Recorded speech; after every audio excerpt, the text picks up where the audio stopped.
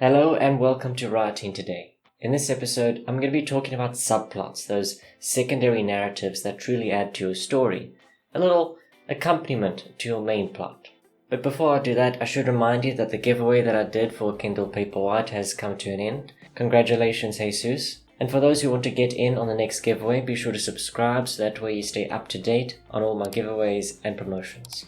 Now, with that out of the way, let's get straight into the video and start talking about subplots.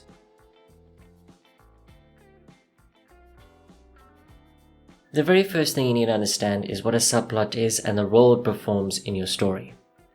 Now, of course, when it comes to subplots, they are used to enhance secondary characters typically, because these are opportunities for a secondary character to show off their personality. It's a theme of exploration, and it helps also improve the pacing of your story. So with that in mind, those are three factors you need to consider when you are creating your subplot. And so many writers miss the mark on this one. A lot of writers like to include a subplot and focus on that subplot until it is finished without actually exploring that much. And it can be a big interruption to the pacing of the entire novel, and it could also come off as forced. So with that in mind, you need to consider all these factors when you introduce a subplot into your story. It's a difficult balance to strike up in introducing a subplot that will balance out with your main plot. And sometimes, let's face it, a lot of authors include a subplot in order to extend their novel. Often if you have a main dish that's lacking a lot of meat, you tend to include a side dish to supplement it. And once more, this often falls flat because we don't want to read a subplot that doesn't actually add to the story in any way. So it's actually better instead to not include a subplot at all and just have a shorter story. Something to bear in mind.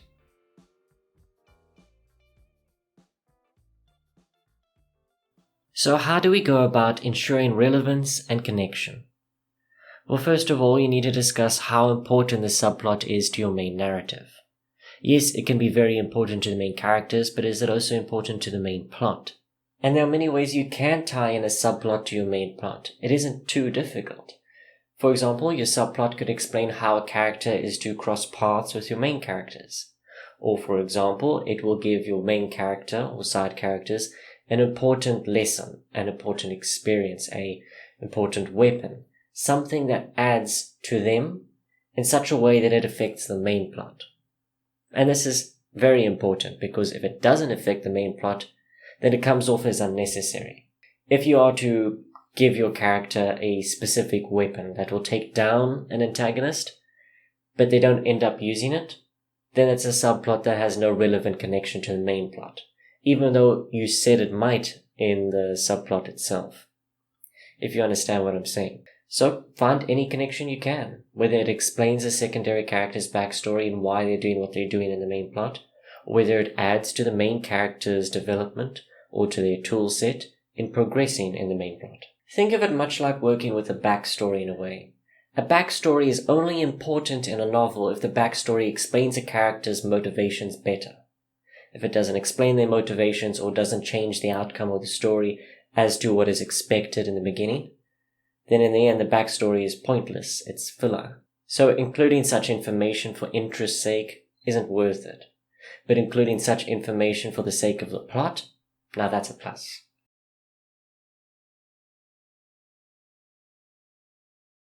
But these are a lot of factors to juggle, so how do we balance our subplots and our main plot? Now, of course, many people might include only one or two subplots. For larger novels, there might be many more.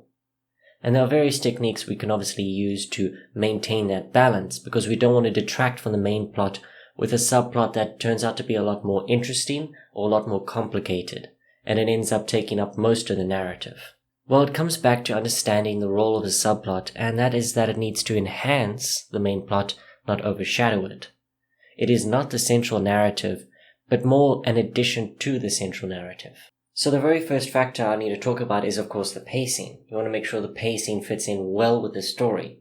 If your subplot is too long and it breaks up the main plot too much, it ruins the pacing. So most writers will take that subplot and they try and stretch it over the course of the main story. Now, it doesn't have to stretch from the beginning to the end, like the main plot. It can take up a section in the beginning, in the middle, or even near the end. Or it can have a connection in the beginning, nothing in the middle, and something in the end. There's so many ways to do it. The point being is, you don't suddenly stop with the main plot, move to the side and focus on that, and then come back to the main plot. There's no real connection there. It's simply a detour, and a detour that adds nothing. So with that in mind, you need to think of, okay, how can I use this subplot to enhance the overall plot? Well, let's take a closer look at our characters. How have our characters developed over the course of this story, and how does it lead to the decisions they'll make in the end? Well, perhaps you want to add a bit more impact to the decisions that they make. For example, if you plan to sacrifice a character, a subplot can help you explore that character a bit more, add a bit more emotional connection to it, and immediately this will become a greater impact when that character is lost. That's a subplot that enhances the main plot. Of course, you don't want to let the reader know this. Often, it is a mistake of authors to only include this near the end, when the character is going to be lost, so that way it adds impact. But doing that is so well known to readers now that when they start reading it, they understand that this character is going to be lost near the end. So that's not something you want to do. What you want to do is introduce this subplot, again, stretch it out over the course of the story, be it in areas that are far from it, but at the same time still add to the story. Otherwise, that impact at the end is going to feel forced again, and you want it to actually read naturally. That's how you make sure your impact sticks. And that's only one way.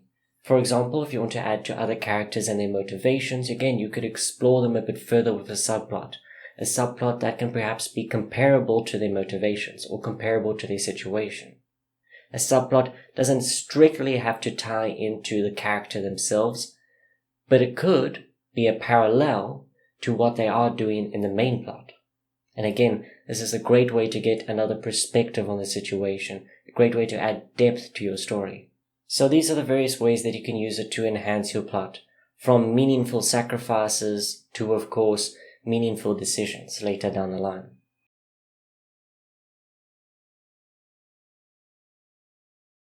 But now let's analyze the subplots themselves and talk about the arcs and resolutions. Obviously, a subplot needs to have a beginning and an end. Most subplots will have a resolution within the main plot to once more signify that they are a smaller part of the story, something that will be attached to the story in some way, but not something that takes up the entire novel.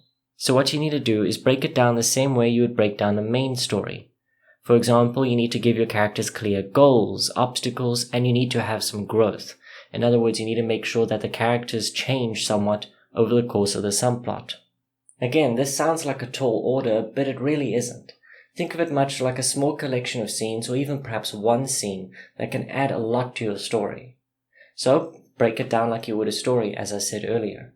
By figuring out the characters who are involved, the plot of the subplot, and the developments you want to make, you understand what your subplot needs to include in order to hit those different points. For example, this subplot could include a character who has a certain value that matches up with your main character, but then comes to question that value at the end of their subplot.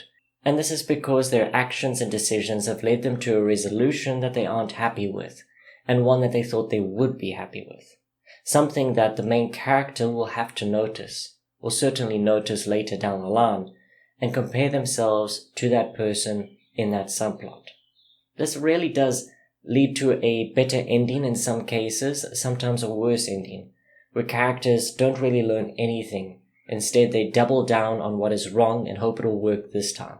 So if that's the kind of subplot that you want to go for, you're kind of taking your main narrative and crunching it down into a smaller scene. One where a character really stands out and they show off some personality, the actions are quick, because again, you don't want to break up the pacing too much for your main narrative.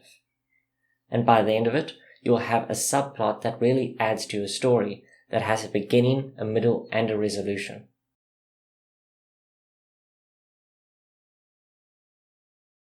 And finally, let's talk about how to create an impactful subplot. Now, when creating an impactful subplot, you need to include factors that the reader are interested in. For example, it could be likable or unlikable characters. This means characters that the reader wants to see succeed or wants to see fail. That's how you create impact. You need to have your reader's interest high in the subplot. And the way you go about doing this is making sure those characters and their motivations are something the reader can understand and be interested in, perhaps even empathize with. That's why most subplots don't include relatively unknown characters in your story. You don't want any of these third, tertiary characters. You want secondary characters that are likable or unlikable to the reader, not characters that are boring. And it could be your main characters as well, of course, and that's another great way to get them invested. And once more, you need to make sure your subplot plays a role. It needs to mean something to the narrative. So that means you can't just have your main character or likable or unlikable secondary character involved in the subplot, but nothing really changes in the end. You need to make sure that there are stakes. For example, this could be a subplot where a character nearly dies. This could be a subplot where a character receives terrible news. This could be a subplot where a character discovers something in a mystery that really shakes the foundation of their belief in the world. Any of these will work, but it's something that a reader needs to attach themselves to. One thing that I highly recommend you do when it comes to subplots is treat them a little differently than you would with the main narrative. In the sense that with the main narrative, you understand what the main roles of the main characters are, what they are doing. Your reader expects them to do certain things in the story. But in subplots, you have a bit more freedom to create a twist. And a twist often makes a subplot a lot more interesting. You can't have your main characters be the stars of the show for every stage that they walk on. So use this as an opportunity to show off other personalities and add to other characters who are important to your main narrative.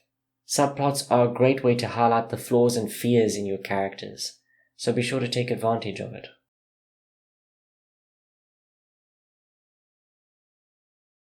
And with that, this video comes to an end. Now this is a bit more niche of a topic because some stories won't include a subplot at all. Some stories are made simpler by focusing on the main narrative. And that's perfectly okay. But if you plan on writing a larger novel, let's say an epic that's over 100,000 or 150,000 words or more, then perhaps you need to fill out some areas with subplots that add interest to your characters and keep them fresh, so that way they can stay interesting throughout the whole narrative. And I truly hope that this video explaining subplots, the roles, and how to write them helps you in writing your subplots for your story. And if you have any other issues when it comes to writing, be sure to let me know in the comments, and perhaps I'll do a video on it at a later date. And with that, I hope you enjoyed the video. If you did, be sure to leave a like and subscribe if you haven't already, and I'll see you in the next episode of Writing Today. Good day, good night, and happy writing.